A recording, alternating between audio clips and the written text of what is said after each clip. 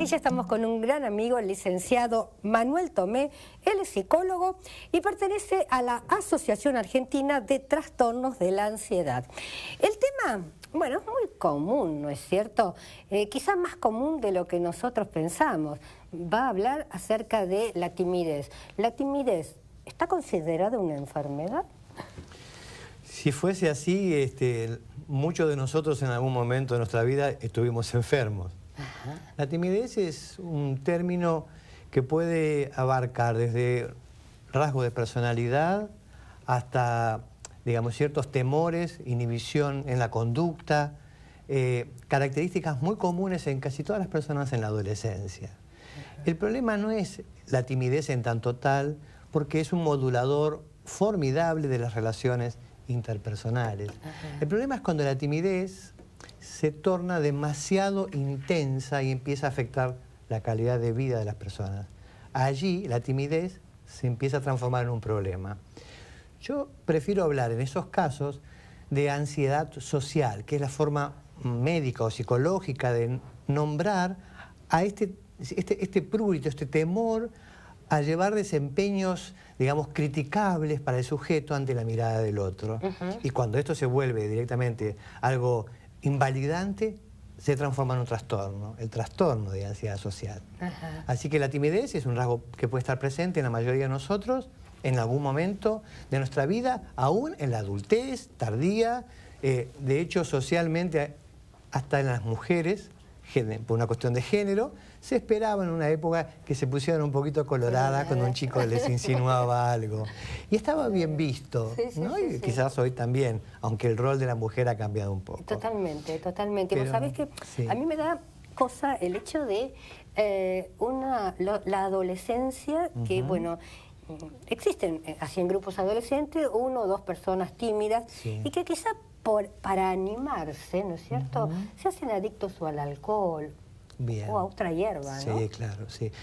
Alcohol y marihuana son los dos compañeros que más frecuentemente encontramos asociados a la timidez en la adolescencia, en tanto la timidez sea demasiado invalidante. Entonces el alcohol afloja boca, ¿sí? Prende el espíritu, hace que las personas se sientan más sueltas, que puedan ir y enfrentar lo que temen. Normalmente el encuentro con el otro y la posibilidad de ser rechazado. Entonces, para resolver esta situación, lo que terminan haciendo es ayudándose con estas sustancias que tienen un doble problema. Por un lado, la persona cuando enfrenta la situación con una sustancia, pues no puede atribuirse a sí mismo el éxito de esa situación, sino que se lo va a atribuir a que, y bueno, si no tomaba esto... Y hay la adicción, ¿no? Claro. Y esto hace que la próxima vez necesite nuevamente de esta sustancia para enfrentar esa situación. Si tenés un instante, te comento. Una vez un señor me consultó porque para las primeras veces que tenía que ir al encuentro amoroso, necesitaba tener una buena performance. Y los nervios le impedían un buen despliegue amoroso. Recurrió al alcohol. Después de 25 años, esta persona ya había desarrollado un alcoholismo franco que no le permitía, entre otras cosas, tener una buena sexualidad. Claro, al revés. Porque justamente a la larga el alcohol daña la potencialidad sexual. O sea, ¿de qué manera lo que se transformó en un recurso para enfrentar mis dificultades termina generando un problema y no me permite relacionarme sanamente, sin necesidad de ello? Aparte, otro de los elementos negativos es que la persona que se vincula con aquel que necesita tomar o fumar algo, también encuentra en esta persona una dificultad para acercarse siendo él. Entonces, no es bueno en ambos sentidos. Y hoy en día está tan difundido la felicidad y la posibilidad de éxito a través de estas sustancias compradas, ¿no?, que se vuelve, claro, un problema muy severo. Y también, por ejemplo, el entorno familiar, ¿no es cierto?, ante un adolescente con timidez, ¿puede ayudarlo? ¿O debe ayudarlo? Por supuesto, hay que acompañar en esta etapa, que es una etapa difícil, donde se duelan la infancia, los padres de la infancia que son omnipotentes, donde uno tiene que salir a la exogamia, a donde se va a enfrentar quizás al rechazo del otro. Esta incondicionalidad que había en casa, que se lo quería por el solo hecho de ser, en ese momento hay que ir a buscar compañía, amistad, trabajo, o sea, independencia. Y en este camino es donde surgen las angustias, los temores que empiezan a mitigarse a través de este intento de medicalización para enfrentar la situación temida. La familia debe estar atenta, acompañar, ¿para qué? Para que a través de aceptar los errores, aceptar la falla como un elemento necesario para el aprendizaje. Porque si no nos equivocamos, nunca podemos aprender. No aprendemos a andar en bicicleta si desde la primera vez que nos subimos andamos, sino cayendo, reponiéndonos a ello.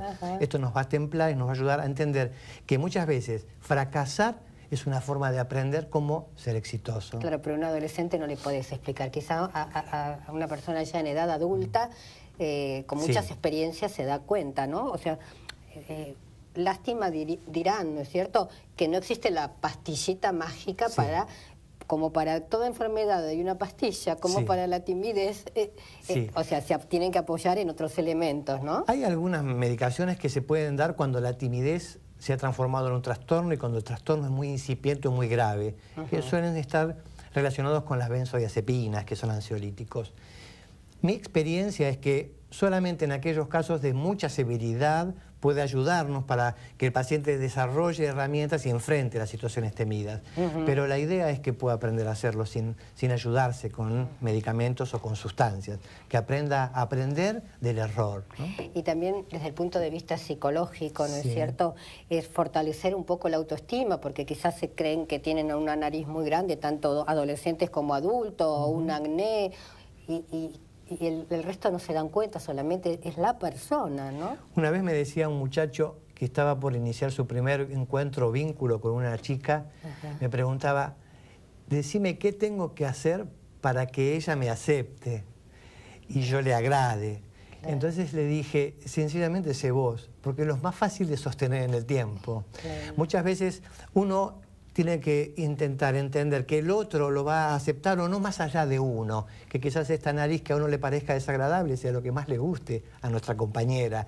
Tiene que ver con que la mirada del otro no necesariamente coincide con nuestra propia mirada acerca de lo bello, de lo atractivo o de lo que juega a favor o en contra. La adolescencia es una etapa muy difícil, es una etapa que todos atravesamos con un costo alto, atravesamos impulsividad, tristeza, llanto, emociones, y esto favorece el error. El error por el impulso, porque nos dejamos llevar. Hay que aprender que el error también debe permitirnos aprender.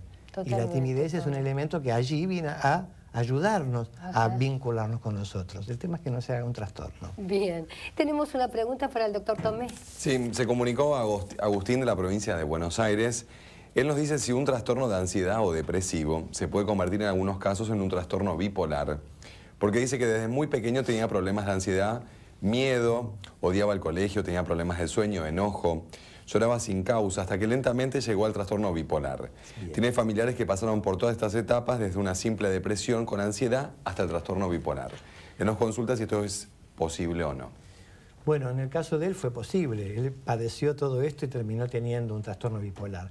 No hay una relación directa entre ansiedad y estas dificultades y trastorno bipolar, que son dos entidades claramente diferenciadas. Ahora, alguien que tiene en ciernes, el trastorno bipolar tiene un fuerte componente heredofamiliar o genético. Si alguien tiene la predisposición a desarrollar este trastorno, una de las maneras en que podría expresarse inicialmente es con un aumento en la impulsividad, en el enojo, en la ansiedad. Pero no es porque el trastorno de ansiedad va a evolucionar hacia un trastorno bipolar. Bien, me quedaría horas charlando con vos, Manuel, pero el bloque terminó. Claro.